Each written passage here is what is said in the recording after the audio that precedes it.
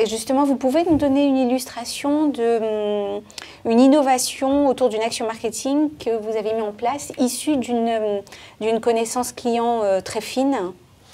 Oui, alors on a aujourd'hui la possibilité, notamment sur ce qu'on appelle le super premium, donc nos cartes très haut de gamme.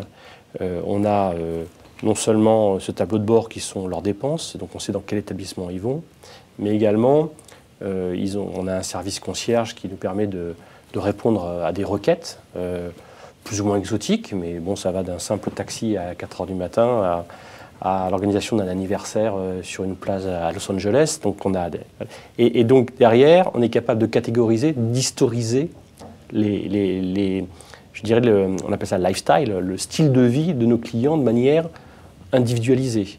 Donc dès lors où ensuite on est en partenariat avec des tas de, je dirais, de sociétés qui offrent soit des concerts, soit des opéras, des dégustations, et on a des maisons de champagne qui veulent faire découvrir leur marque, on est capable d'adresser des invitations même en last minute, ça nous arrive puisqu'on a des offres par SMS, tous les canaux sont valables, hein, il n'y a pas que l'emailing donc le SMS continue à être un canal important et on est capable donc de toucher la bonne cible intéressée, donc on est dans la qualité et on évite le fameux problème du spam et derrière on a un taux de transformation qui est exceptionnel pour faire venir des gens à des événements, payants ou non payants d'ailleurs. On a énormément d'événements payants qui fonctionnent très bien. Donc voilà. Pour L'Oréal aussi, pour nous illustrer concrètement ce que peut vous apporter la connaissance client, est-ce que vous avez un exemple à mettre en avant?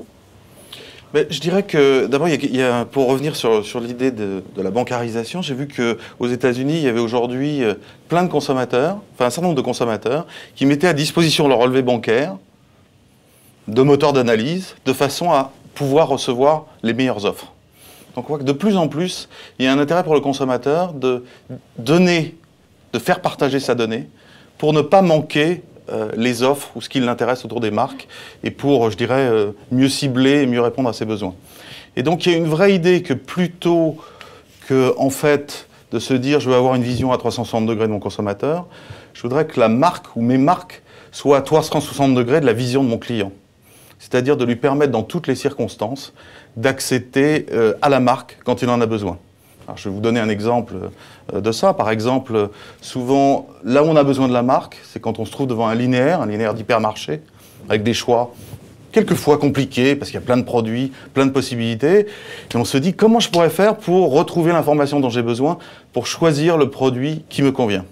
Donc par exemple, le rôle des marques, ça va être de mettre en place des petites applications pour les smartphones, pour les téléphones portables, qui vont permettre de retrouver la marque au moment où on est en situation d'achat et on voudrait avoir le conseil qui va bien et on n'a pas forcément quelqu'un qui est là pour vous apporter le conseil. Alors c'est par exemple ce qu'a fait notre marque L'Oréal avec une application qui s'appelle justement Instant Beauty que vous pouvez télécharger sur votre smartphone. Monsieur Songeur, pour Société Générale, quelles innovations sont issues de ce nouveau positionnement orienté Customer Centrics? Justement, il y a un parallèle intéressant là. Pour faciliter finalement la vie du consommateur, il faut lui permettre à tout moment de trouver le bon point d'entrée et d'avoir la réponse à ce qu'il attend. Donc, le premier travail aujourd'hui, c'est de travailler, d'adapter, de faire évoluer en permanence l'ergonomie, l'ingéniosité de notre présence sur le net, que ce soit sur les sites, que ce soit sur le mobile, sur les tablettes, ou cette explosion du smartphone. Et cette explosion du smartphone est extraordinaire, puisqu'elle est très récente, même si les téléphones mobiles existent depuis plusieurs années. En un an, notre trafic sur smartphone a été multiplié par 3. Et pas pour uniquement des consultations. Le nombre de virements a été multiplié par 4 en un an. Et donc, c'est consécutif d'ailleurs à ce qu'on a lancé il y a un an, un peu plus d'un an, au mois de juillet 2010, cette fameuse l'appli Société Générale sur iPhone, qui est au top du marché, même si on n'est pas la plus grosse banque, c'est la plus téléchargée aujourd'hui, qui a permis tout d'un coup aux consommateurs, aux clients bancaires, d'avoir les informations dont il a besoin en permanence. Vous êtes client d'une banque. chaque fois que vous poussez la porte d'une agence, que vous téléphonez, que vous cliquez, quelle est la première information que vous cherchez? Où en est votre compte? Quelle situation? Là, l'ingéniosité de cette appli par rapport à tout ce qu'on peut fabriquer, quel que soit l'acteur bancaire, c'est d'avoir tout de suite une jauge assez sympathique, assez attrayante, qui fait que tout d'un coup, on sait si on est dans le rouge ou si on est dans le vert, et rapidement, sans faire 36 manipulations, on sait exactement les opérations en cours ou à venir et l'état de notre trésorerie. Ça répond parfaitement, si vous voulez, aux attentes du consommateur, au-delà de toutes la connaissance client, toutes les indications qu'on aurait pu récupérer du client. L'idée, c'est de s'adapter en temps réel. Chaque consommateur est différent. Alors, à l'évolution de leur comportement sur tous ces canaux, d'être à leur écoute et d'adapter ces applications au jour le jour par rapport à ce qu'on observe. Et ça va très très vite. Serge Laurent, pour Fram, vous nous expliquez effectivement qu'il y avait d'une part un volet autour de l'évolution de l'offre et d'autre part l'efficience business.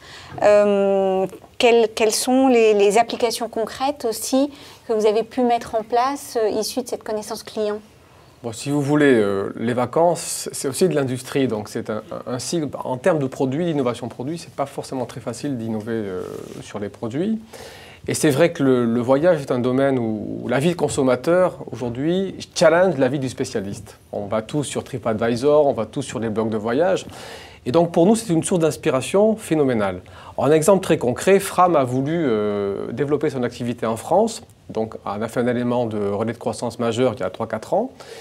Et finalement, on a fait de la co-création avec nos consommateurs, avec nos clients, puisqu'on a lancé un nouveau type de village de vacances qui s'appelle Framissima Nature, qui sont des villages de vacances écologiques, qui conjuguent, si je puis dire, le meilleur de deux mondes, notre savoir-faire en termes d'animation, mais aussi le meilleur de l'hôtellerie de plein air, qui va réconcilier le tourisme de masse et la sauvegarde du patrimoine naturel. Et vraiment, notre Framissima Nature, qui a ouvert il y a 18 mois dans les Landes, est issu de l'inspiration des attentes clients sur un nouveau segment de produits qui vient vraiment de l'écoute, de la connaissance client et qui fait un carton phénoménal depuis 18 mois. Autre élément, sur un autre segment de marché, par exemple les familles. Donc Fram souhaitait rajeunir sa clientèle et donc nos consommateurs, notamment sur les familles avec des enfants en très bas âge, nous ont poussé à créer dans nos clubs de vacances des baby clubs, tout simplement. Baby Club avec service de nurserie le soir, qui fait qu'effectivement on a pu rajeunir notre clientèle et avoir un segment de clientèle nouveau pour nous. Donc on voit que ce sont des innovations en termes de produits qui sont très, très concrètes. Sur le plan marketing opérationnel, je crois qu'aussi, selon le profil de consommateur, on ne consomme pas du tout de la même manière les vacances. Quand on part en vacances en famille, bien souvent on essaye de sécuriser son départ, donc on réserve assez tôt.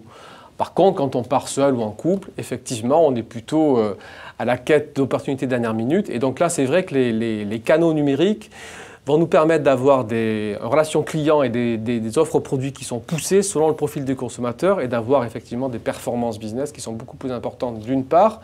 Et puis d'autre part, d'avoir une relation avec le consommateur qui n'est pas intrusive, puisqu'effectivement, on va pouvoir lui donner l'info qu'il attend au moment où il l'attend. Et donc je crois qu'effectivement, comme vous disiez tout à l'heure, c'est le consommateur qui nous permet de déterminer quand est-ce qu'il a envie et besoin qu'on lui parle en fait.